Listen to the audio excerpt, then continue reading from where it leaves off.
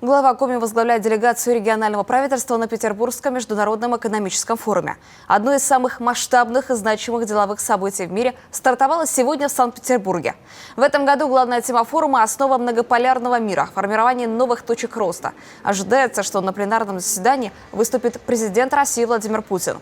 На площадке форума Владимир Уйбах представит новую экономическую стратегию развития Воркуты как опорного населенного пункта в арктической зоне.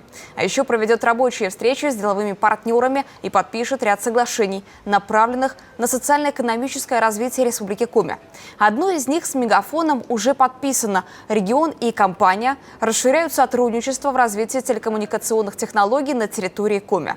В ближайшие 4 года сотрудничество будет направлено на реализацию проектов по развитию телекоммуникационной инфраструктуры, в том числе на основе принципов государственно-частного партнерства, обеспечения беспроводной связью отдаленных населенных пунктов.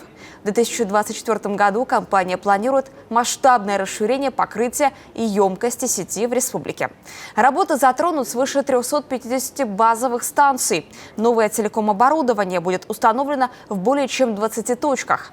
Подписано и соглашение с Транс-Проект Групп. Оно позволит в кратчайшие сроки обеспечить запуск важных для нашего региона проектов. Речь идет о создании и эксплуатации стрелково-патриотического кластера в Сосногорске, а также реконструкции и эксплуатации центра единоборств там же, реконструкции и эксплуатации санатория Серегова и других проектах. Общая сумма капитальных вложений – 11 миллиардов 400 миллионов рублей.